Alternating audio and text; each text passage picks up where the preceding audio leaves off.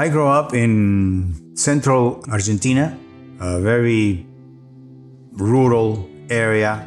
Back in those days, it wasn't as it is now. No electricity, no running water. The farm was fairly, I wouldn't say large, but medium-sized, enough for a family to live a comfortable life. Wine came to the picture in my life at an extremely early age because there were no limits and there were no restrictions.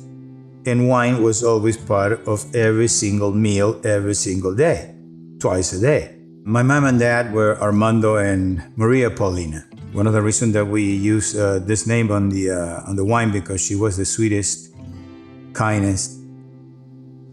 Her job was very, very intense. I think she probably worked harder than the rest of the guys. Very intense. My dad was a lot more easygoing. He was very cautious in making decisions. It took about 2.5 years to buy a tractor because he was negotiating, and he was a very hard negotiator. I learned a lot from him.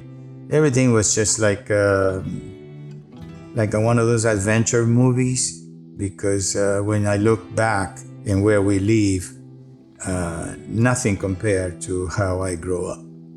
Well, I was always very eager to help and to get involved. So as soon as I reached the pedals, I was on an old tractor just plowing and helping my dad. But one of the things that I learned is not to be afraid of long working hours. So for me, the day starts when the sun rises and the day finishes when the sun goes down. And even today, I feel like if the sun's still up, why are we stopping? We should keep working. So all those things made the difference. And then, of course, when I arrived to this amazing country, here the possibilities are endless. And things were developing little by little within my head with wine. Wine was always something that interested and attracted me. So when I had the opportunity to come to Temecula, and I talked to a couple of winery owners, and they were very humble and very friendly. So I came back and I shared with the children that we were going to make wine at home. It was easy to get the okay because I was a single dad, and convincing 3 kids that we're going to make wine in our backyard was like, oh, fine, good, So we stamped on the grapes. And the first few wines were not really wine spectator quality. The winemaking process at the beginning was trial and error constantly. I always felt a lot of respect for the process because it's something that you cannot make many mistakes. That really was probably a little bit of luck, and also understanding the process. And after a few trials and error, we began to assemble it more carefully. But that gave us the know-how of how to do it next year. But always I wanted to have a piece of land. I always wanted to play with dirt and a tractor and farm. And I was already 2 or 3 years into home winemaking when I decided one day to look for a special place, a piece of land. And the second time I came to Temecula to scout, I found it. And as soon as I went by the property, I put the car in reverse and I felt that was the place to be. I never thought that this was going to be a business. I planted it because I was home winemaking and I want to brag about having my own vineyard. But I never realized at the beginning that this could turn out to be a serious business. At the beginning, I had this little Sears tractor. I will drive, giving to the vines a high five. The connection with the vines and the plants and the leaves, touching it one by one as I go by the rows, was something for me special. And I have a lot of respect for how they go from what looks like a dead piece of wood, and comes April, and they grow an inch per day, and they just burst into something colorful. Early on, I decided to plant a cover crop between the rows, something that was unheard in this area. Well, nobody even considered doing that. I'm totally convinced that if we apply the same system or the same process that is done with the soybeans and the corn where I grew up with to the grapes, it will probably have incredible results. So no-tilling was something that it was so essential. So I decided to apply that, especially to control the erosion. One thing that most of the vineyards in the area are damaged by the fact that erosion is a big issue, something that I really wanted to avoid, and successfully for the last 20 years, knock on wood, we're doing it. The music was, I was involved with the symphonic orchestra in Orange County, and I always like classical, so I go, wow, it will be cool to play music to the vines. And sincerely, I'm convinced that it works, because consistently that particular lot and the rest of the vineyard is doing great. I'm totally convinced that music has a lot to do. By the time we make the second or third batch, I was already involved with the Orange County Wine Society, and I won a silver medal for a Cabernet Sauvignon that we made with Temecula fruit. So that gave me like a little bit of, I got this. But it was exciting because the wine was excellent and gave us the opportunity to really show that it can be done. Since that, the rest is history.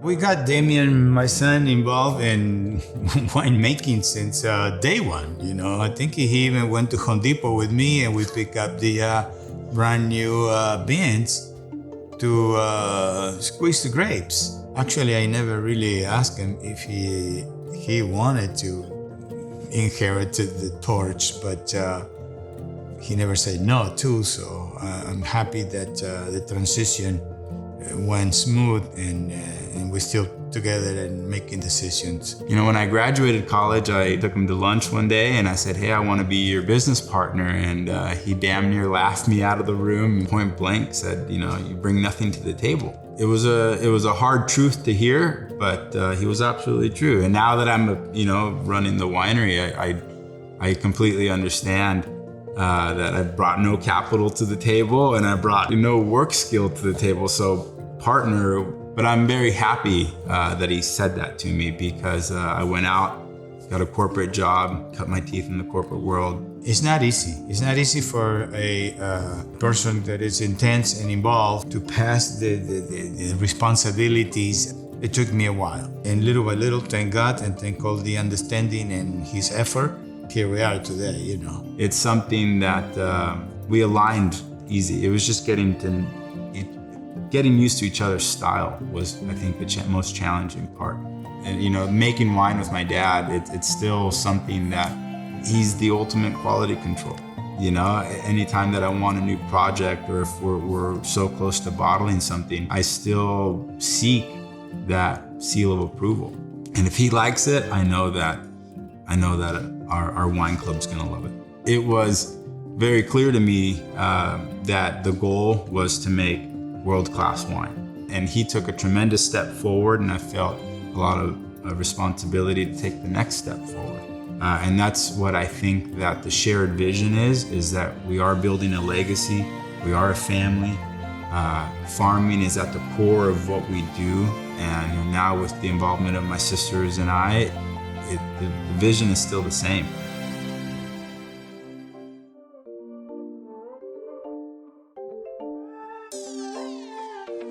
I think as the winery grows, we each get to explore different facets of our strengths. The events capacity, I have a flair for themed events. I really enjoy them myself, so I've taken it upon myself to bring different musicians in for the weekends, and we get to explore all the different ideas that I come up with for different kinds of wine club events or open to the public events, and think that that's really been My biggest influence, other than some of the charity work we do and things that are specifically for women on the charity side of things, but related to motorcycles, and then allowing, us to bring the wine in, which is always, where it's at. So my heart has always been kind of outdoors and being creative. And so the apparel is something else that we've kind of developed in the last couple of years. The apparel kind of started because people would always reference the logo or the shirts that we were wearing with the logo on them, as uniform shirts, let's say, and they would ask to buy them. And so it was actually the people that began to say, hey, do you have an extra shirt? Can we? And so we ended up handing out uniform shirts or selling them a uniform shirt, and it kind of grew from there. I also have always gravitated towards clothing that was a little bit more casual. And so I was always wondering maybe what we like to wear was a little bit too much of the influence, but I couldn't help it. And so I always loved racing, and I always loved the checkerboard, and I've always loved the bikes and the aesthetic of all of that. And so I kind of just blended a little bit of all of that to what I thought was cool. And nothing was ever too flashy or too over the top, but we gave the clothing a little bit of an edge. Seeing the next generation, our kids coming up and starting to show interest into the winery is really fulfilling. And it's amazing to see them already understanding what it's all about, understanding the process. It's the same, in essence, the same that we grew up going to Dad's work, and we grew up seeing him work and seeing what that was all about. And so for us, bringing our kids in and letting them see what it's all about is probably what coincides with that legacy aspect. What I try to be very mindful of with the next generation is to not impose, but for them to respect and to understand what it takes work ethic wise. Finding that balance is something that we're all very mindful of, and not imposing, but I think all of us have a desire for the next generation. I think that we're all working very hard, and we want to see the next generation take it a step further. Being nominated for Temecula Wine of the Year and then achieving it was, for me especially, was very emotional. If I was proud earlier, now I'm a lot more prouder and satisfied with all the effort that we're putting together as a family. For me, it was also quite a surprise and a huge honor.